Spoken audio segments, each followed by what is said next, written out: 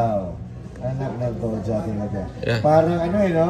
Parang terorista yung pinupuntahan nila. Bagong dating ng mga pulis. Wow. Ayan. Wow. Oh. Alam mo, ako duda ako dito, parang hindi na si Pastor ang habol nila eh. Parang gagawin nila tong kampo for ICC. Ha? Tingnan natin. Tingnan natin. Definitely may plano po ito. Ayan o, bagong dating po itong mga pulis. Ayan, Philippine National Police, Police Region Office 12. Uuwi na itong mga ito kasi. Change court lang yan. Change court lang yan.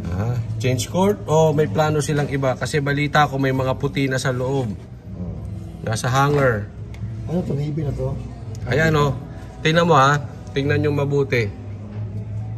Ang sinasabi nila, kaya nila dinisperse yung rally kasi nagkikreate ng traffic. At dapat nang buksan itong daan na ito. Oh. Hanggang ngayon, sarado pa rin. Kung hindi talagang nuknukan ng sinungaling ito si Torre. Lahat ng sasabihin ni Torre, huwag nyo nang papaniwalaan. Oh. Ayan na. Oh. Isipin mo, yan ha. Oh. Kakain yan, iinom.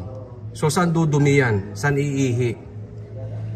Dito pa magkakalat sa mga yan eh.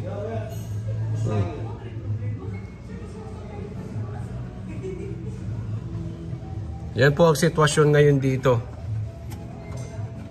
Diba? Panggulo. No, may bago na naman tayo mga So magkakaalaman kung anong purpose nila dito.